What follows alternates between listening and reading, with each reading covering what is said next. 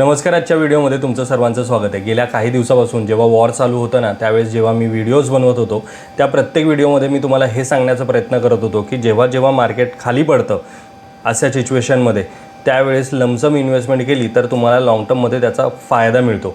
आणि आजच्या व्हिडिओमध्ये मी तुम्हाला हेच दाखवण्याचा प्रयत्न करणार आहे की जेव्हा मार्केट पडलं होतं, जेव्हा वॉर चालू होतं त्यावेळेस मार्केट खाली आलेलं आणि त्यावेळेस जर लमसम इन्व्हेस्टमेंट केली असती तर आज त्याची प्राईस काय झाली असती ते आपण आजच्या या व्हिडिओमध्ये पाहणार आहोत. तर चला व्हिडिओला स्टार्ट करूयात. पण व्हिडिओला स्टार्ट करण्याअगोदर जर तुम्ही चॅनलवरती नवीन असाल आणि चॅनलला अजूनही सबस्क्राईब केलं नसेल तर चॅनलला सबस्क्राईब करून ठेवा, म्हणजे असेच इन्फॉर्मेटिव्ह व्हिडिओज तुम्हाला या चॅनलवरती पाहता येतील. माझ्या प्रत्येक व्हिडिओमध्ये तुम्हाला हे सांगण्याचा प्रयत्न करत असतो की इन्व्हेस्टमेंट ही अशी गोष्ट आहे की ती रातोरात मोठी होत नाही, त्याच्यासाठी तुम्हाला वेळ द्यावा लागतो. आणि हा जर वेळ तुम्ही दिलात ना तरच तुमच्या ज्या इन्व्हेस्टमेंट आहे त्या इन्व्हेस्टमेंटचं वेल्थमध्ये क्रिएशन होतं, एका रात्रीत होणार नाही.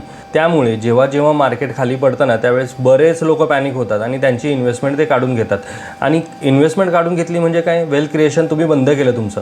पण जे लोक याच्या अगोदरच्या वेगवेगळ्या सिच्युएशनमधून गेलेली आहेत, म्हणजे कोरोनासारख्या सिच्युएशनमधून गेलेली आहेत, त्याच्या अगोदरची जी मंदी आली होती 2011 ते 2013मध्ये आणि त्याच्यानंतर 2016 ते 2018मध्ये जेव्हा मार्केटने अजिबात रिटर्न्स दिले नव्हते, ते लोक ज्यावेळेस त्या कंडिशनमध्ये थांबले त्यांनीच आता वेल्थ क्रिएट केलेली आहे.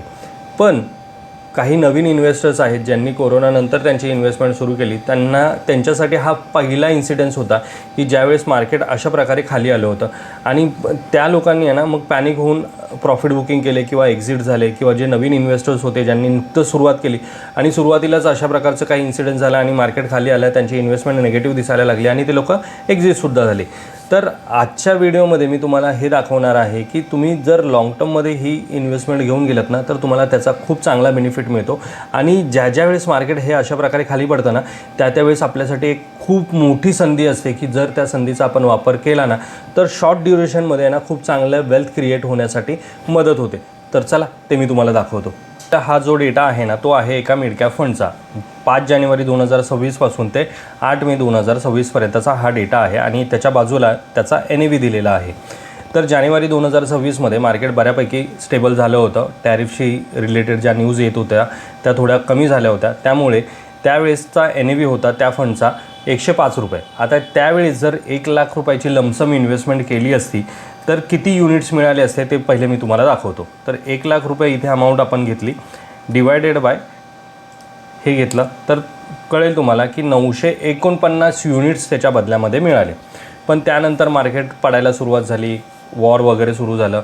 त्यानंतर 6 एप्रिल 2026मध्ये मार्केट खूप खाली आलं होतं आणि जो NAV 105 रुपये होता तो झाला आहे 94 रुपीज. आणि त्यावेळेस म्हणजे ज्यावेळेस मी सांगत असतो ना की मार्केट खाली असताना तुम्ही लमसम इन्व्हेस्टमेंट करा, तुम्हाला त्याचा बेनिफिट मिळू शकतो, ते दाखवते तुम्हाला कशाप्रकारे. तर जेव्हा 6 एप्रिलला मार्केट खाली होतं त्यावेळेस 1 लाख रुपयाची इन्व्हेस्टमेंट केली असती, डिवायडेड बाय हे घेतलं तर मला युनिट्स किती मिळाले. अगोदर मिळणार होते 949 युनिट्स, जानेवारीमध्ये 949 युनिट्स मिळाले होते. पण जर 6 एप्रिलला जर इन्व्हेस्टमेंट केली असती तर त्याच्या बदल्यामध्ये युनिट्स मिळाले असते 1057, म्हणजे जवळपास 100पेक्षा जास्त युनिट्स जास्त मिळाले. आणि याचा बेनिफिट काय होणार आहे ते पण पहा. आता आहे 8 मे 2026 आणि त्याच फंडचा NAV आहे आत्ता सध्या 106 रुपये 72 पैसे. आणि आता जर मी पाहिलं की 6 एप्रिलला जी इन्व्हेस्टमेंट केली होती ना, म्हणजे 6 एप्रिल ते 8 मे जवळपास 1 महिन्याचंच ड्युरेशन झालेलं आहे. आणि 1 महिन्यामध्ये माझे त्या 1 लाख रुपयाच्या इन्व्हेस्टमेंटची व्हॅल्यू किती झाली आहे ते तुम्हाला दाखवतो. तर हे होते ते युनिट्स, इंटू गेलं 106 रुपये, म्हणजे जी 1 लाख रुपयाची इन्व्हेस्टमेंट केली होती ना त्याची व्हॅल्यू किती झाली आहे 1,12,000 रुपये, फक्त आणि फक्त एका महिन्याच्या पिरियडमध्ये. हे का झालं, कारण की मी खूप कमी प्राईसमध्ये बाईंग केली आणि एका महिन्यामध्येच मार्केट रिकवर झालं आणि पुन्हा त्याच प्राईसवरती येऊन पोचलं. पण जर जी जानेवारीमध्ये इन्व्हेस्टमेंट केली होती तिची व्हॅल्यू जर आता चेक केली तर ती व्हॅल्यू आहे 1,01,347 रुपये. म्हणजे फक्त जानेवारीपासून मेपर्यंत जर इन्व्हेस्टमेंट पाहिली तुम्ही तर फक्त 1000 रुपयाचा इन्क्रीमेंट झालेला आहे. कारण की जे बाईंग केलं होतं, ज्यावेळेस जी इन्व्हेस्टमेंट केली होती ना ती होती 105 रुपयाप्रमाणे आणि त्यानंतर आता प्राईस आहे 106 रुपये, म्हणजे फक्त 1000 रुपयाचा फरक तुम्हाला इथे जाणवतो आहे. पण जेव्हा मार्केट खाली होतं आणि त्यावेळेस जर इन्व्हेस्टमेंट केली असती तर त्याची प्राईस आत्ता आहे 1,12,000 रुपये. म्हणून तुम्ही यूट्यूबवरती किंवा इंस्टाग्रामवरती किंवा दुसरी कुठेही सगळेजण तुम्हाला मार्केट पडत असताना त्यावेळेस हेच सांगत असतात की ही एक चांगली अपॉर्च्युनिटी आहे, ह्या अपॉर्च्युनिटीचा फायदा घ्या, जर शक्य असेल तर लमसम इन्व्हेस्टमेंट करा, तर तुम्हाला लाँग टर्ममध्ये त्याचा फायदा मिळू शकतो. आता हे प्रत्येक फंडबद्दल होतं का की प्रत्येक इन्व्हेस्टमेंटबद्दल होतं का? तर हो, प्रत्येक फंडबद्दल आणि प्रत्येक इन्व्हेस्टमेंटबद्दल होतं, पण फक्त फरक हा असतो की रिटर्न्स जे बनतात ना ते खूप कमी जास्त बनतात. आता हे झालं मी तुम्हाला मिड कॅप फंडबद्दल सांगितलं. आता मी तुम्हाला एक फ्लेक्झी कॅप फंड दाखवतो.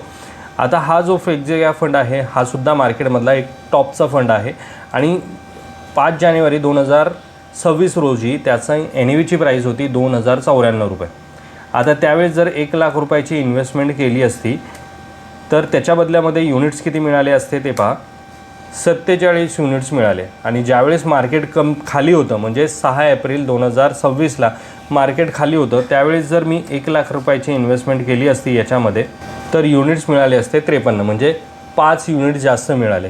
आता 5 युनिट्स म्हणजे तुम्हाला वाटेल की काय 5 युनिट्स म्हणजे एवढेसे 5 युनिट्ससाठी एवढं कशाला वेट करायचं, पण 5 युनिट्स म्हणजे 10,000 रुपये, कारण की एका युनिटची प्राईस आहे 2,000 रुपये. आता जर तुम्ही चेक केलं की आता 8 मेला मार्केट बऱ्यापैकी आता स्टेबल झालेलं आहे, 2-3 दिवसापासून मार्केट वर आहे आणि आपण मिड कॅप फंडबद्दलचं तर पाहिलंच. पण आता जर याचं कॅल्क्युलेशन जर पाहिलं तर जी 6 एप्रिलला इन्व्हेस्टमेंट केली होती त्याची जर व्हॅल्यू आता चेक केली तर ती आहे 1,05,000 रुपये. जी 5,000 आणि जी 5 जानेवारीला इन्व्हेस्टमेंट केली होती तिची व्हॅल्यू पहा आता किती दिसते, तर 93,994 रुपये, म्हणजे पकडून चालला 94,000 रुपये व्हॅल्यू दिसते. म्हणजे अजूनही 6,000 रुपये मायनस आहे का? कारण की इन्व्हेस्टमेंट ज्यावेळेस केली होती ना त्यावेळेस त्याची प्राईस होती 2,094 रुपये आणि आत्ताची प्राईस आहे NAVची जी प्राईस आहे ती आहे 1,968 रुपये. म्हणजे जवळपास अजूनही 1,200 रुपयाचा डिफरन्स आहे प्राईजमध्ये. तर हेच असतं की फंड टू फंड व्हेरी करतं की तुम्ही कोणत्या कॅटेगरीजमधले फंड घेताय, कोणता फंड तुम्ही चूज करताय, त्याच्या बेसिसवरती तुमचे हे रिटर्न्स कॅल्क्युलेट होतात आणि त्याचा बेनिफिट मिळतोच. पण इन शॉर्ट जर तुम्ही पाहिलं तर जेव्हा जेव्हा मार्केट खाली पडतं त्यावेळेस जर अशा प्रकारची कोणतीही इन्व्हेस्टमेंट तुम्ही करताय ना तर त्या इन्व्हेस्टमेंटमधनं तुम्हाला रिटर्न चांगलेच मिळून जातात. पण आता प्रश्न येतो की आपल्याला कसं कळणार की मार्केट किती खाली आलं आहे आणि कधी इन्व्हेस्टमेंट करायला हवी? कारण की जेव्हा मार्केट पडत असतं ना त्यावेळेस माणूस हाच विचार करत असतो की अजून खाली जाऊ देत, अजून खाली जाऊ देत, मग मी परचेस करेल किंवा मग मी ती इन्व्हेस्टमेंट करेल. पण मार्केट कधीही कुणाच्याही प्रिडिक्शनवरती चालत नाही आणि मार्केट अचानक सरप्राईज देतं आणि तिथून रिबाउन्स होतं. आणि ज्यावेळेस आपल्याला इन्व्हेस्टमेंट करायची असते ना तिथून ते मार्केट पुन्हा वरती जातं. आणि आता पुन्हा आत्तासुद्धा बरेच लोक हाच विचार करतात की आता मार्केटला पुन्हा खाली येऊ देत त्यावेळेस मी इन्व्हेस्टमेंट करेल. त्यामुळे मार्केटला कधीही टाईम करण्याचा प्रयत्न करू नका. ज्या लोकांनी 5 जानेवारी 2026ला इन्व्हेस्टमेंट केली असेल आणि आता त्यांच्या इन्व्हेस्टमेंटची व्हॅल्यू 94,000 जरी दिसत असेल ना तरी त्यांनी पण खूप पॅनिक होऊन जाण्याची गरज नाही. कारण की तुम्ही जी इन्व्हेस्टमेंट केली आहे ना ती काही शॉर्ट टर्म पिरियडसाठी केलेली नाही, 1 वर्षासाठी 2 वर्षासाठी केलेली नाही, तर ती लाँग टर्मसाठी केलेली आहे. आणि लाँग टर्मसाठी जर तुम्ही ती इन्व्हेस्टमेंट घेऊन जात आहेत ना तर तुम्हाला त्यातून चांगलेच रिटर्न्स मिळतील. त्याचंच हे एक प्रॅक्टिकल एक्झाम आहे की जो हा फंड मी चूज केलेला आहे त्याचा NAV आहे आत्ता सध्या 2,094 रुपये आणि ज्यावेळेस हा फंड मार्केटमध्ये आला असेल ना त्यावेळेस त्याचा NAV असणार आहे 10 रुपये. म्हणजे कुठलाही फंड मार्केटमध्ये जेव्हा लॉन्च होतो ना तेव्हा त्याची NAVची प्राईस असते 10 रुपये आणि आता तो आहे 2,094 रुपयावरती. म्हणजे जर तुम्ही पहा की ज्यांनी 10 रुपयाच्या NAVवरती जर इन्व्हेस्टमेंट केली असेल ना आणि आज जर तुम्ही पाहिलं असेल तर त्या इन्व्हेस्टमेंटची व्हॅल्यू किती झाली आहे समजते तुम्हाला? म्हणजे आता तुम्ही पकडून चला की 1,00,000 रुपयाची इन्व्हेस्टमेंट जर मी 10 रुपये जेव्हा प्राईस होती त्यावेळेस केली असती तर किती युनिट्स मिळाले? 10,000 युनिट्स मिळाले, बरोबर. आता ह्या 10,000 युनिट्सचे इथे कॅल्क्युलेशन करून बघूयात. आता ह्या 10,000 युनिटची प्राईस किती झाली आहे पहा. हे 10,000 युनिट्स इंटू आत्ताचे 1,968 रुपये. तर तुम्ही बघाल त्या 1,00,000 रुपयाची किंमत झालेली आहे 1,96,00,000 रुपये. हे काही एका रात्रीत घडलं नाही. ह्यासाठी हा जो फंड आहे गेल्या 25 ते 30 वर्षापासून चालू आहे आणि 30 वर्षापासून ज्यांनी इन्व्हेस्टमेंट केली असेल ना त्यांच्या व्हॅल्यू, त्यांच्या ज्या इन्व्हेस्टमेंटची व्हॅल्यू आहे ना ती आत्ता जाऊन तिथे पोचलेली आहे. एका रात्रीमध्ये हे घडलेलं नाही.